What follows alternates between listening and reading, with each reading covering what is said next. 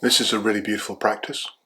I'm going to show you a way that I learnt off my first teacher, and it's a deeply calming practice. This practice is a Tibetan version of Brahmari. Brahmari is the name for a humming bee. So this very simple version of Brahmari is you're going to be eyes closed and you have your hands on your lap. The inhale is the hands are on the lap and breathing in. And on the exhale, the hands are coming up the body here, up to the heart, drawing them together, washing over the face like this, across the mouth, the nose, the eyes, around the back of the head, onto the ears and pressing on the ears. And then at the end of that exhale, dropping the hands down back onto the lap where we breathe in again. So that was an inhale, and then exhale, movement of the hands coming slowly up the front line of the body, washing up over the throat, the mouth, the nose, the eyes, around onto the ears, pressing onto the ears, to the end of the out-breath, dropping the hands down where they take the next in-breath. Now, as you're doing that, you're going to be making some sound, and we're going to work with those three sounds again, the ah, the oo, the all right? Now remember, those sounds are referring to states of consciousness, nothing else.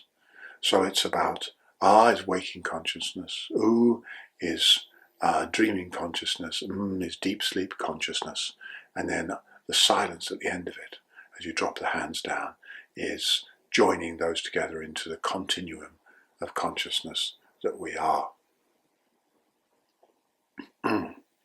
So, let's do that together, okay? Now when you're practicing, you won't be able to hear me, which is why I'm showing it all at the beginning. So I'm going to show you a demo first of what it looks like, okay? That's breath in.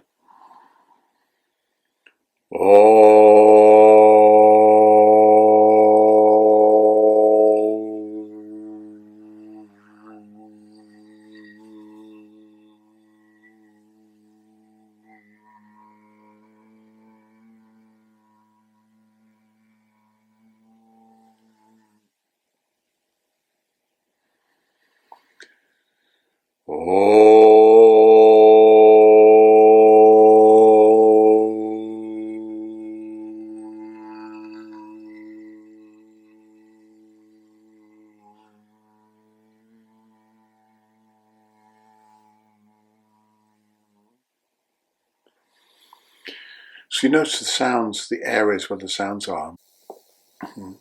The R sound was somewhere around here. The oo sound was somewhere around here. And the sound was up here. So we're using those kind of geographical locations in the body. So very much you've got the R, and the R, you're making the R sound all the way up to around about the heart space, and then changing it to the oo, the oo, and the comes in when we come over the top of the head and press onto the ears. Complete the breath there and drop the hands down again with that silence there on the dropping of the hands. So that's the sounds. It doesn't matter exactly where you do it, but you get that rough geographical location. Sounds, the ah, the oo, the are the same shape in the mouth, except for the lips. So the ah, the tongue is level and flat, is open throat sound. Ah, the oo is the same. Oh, except the lips become circular. And the is the same again, except for the lips are closing or coming in towards closing. So it becomes more of a nasal sound. Oh, and silence at the end of that. Now, I recommend practicing this at least 9 breaths like this, 9 whole breaths like this for your practice. Okay, so take a breath in now. Comfortable sitting, remember your knees are below your pelvis. Comfortable sitting, take a deep in breath.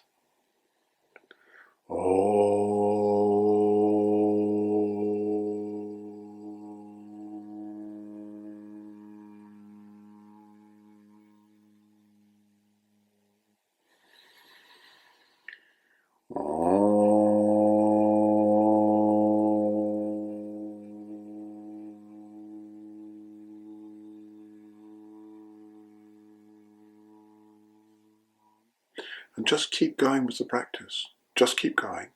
Yeah? In your own time, working with the length of your breath. And let's do at least 9 rounds like that so you can fully feel it. And at the end of those 9 rounds, what you're going to do is sit quietly and just pay attention to the rhythmical quality of the breath for another 4 or 5 breaths like that. And it's the end of that practice. So this is a version of Tibetan Brahmari.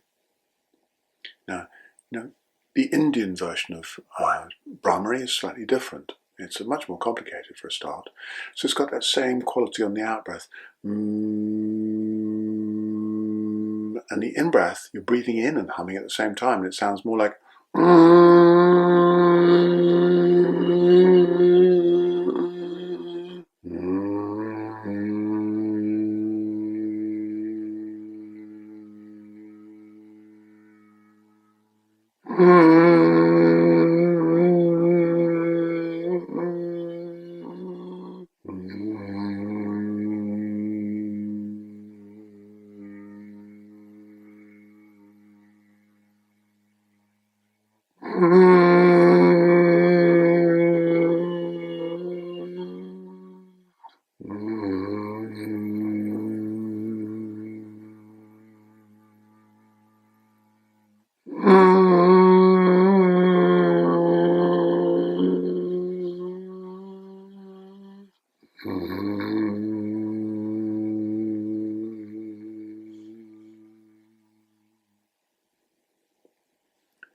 Now, they're very different.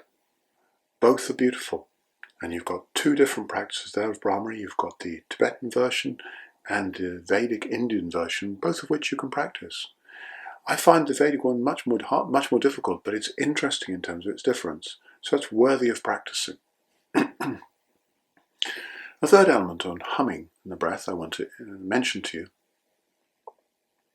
In my experience, and I can't prove this to you scientifically, but in my experience, when I'm working with transformation and change, so I'm working with rerouting my synapses, because remember with neuroplasticity, what wires together, what fires together, wires together, yeah? And what wires apart, fires apart, yeah? So with regard to that, when I'm working with changing my synaptic patterns, I find that vibrational practice at the end of any formal practice I do a really neat way of beginning the process of integration, of integrating that practice into my life. I don't want those transformations to sit in the practice and not move into my life. That's pointless. So that integration, for me, that humming at the end really helps me to vibrate my synapses and start to get that transformation working and carrying into my life. That's why I do it. And it works for me. So give it a go and see if it works for you. I finish most of my practices, particularly deeper meditative practices, with some kind of vibrational practice, like chanting ah, ooh, or just the humming. They're very, very beneficial. So have a go, and thank you, and enjoy those 3 practices. Finishing a practice with the humming, the Indian Vedic version of Brahmari, and the Tibetan Brahmari. Have a fabulous time. Thank you.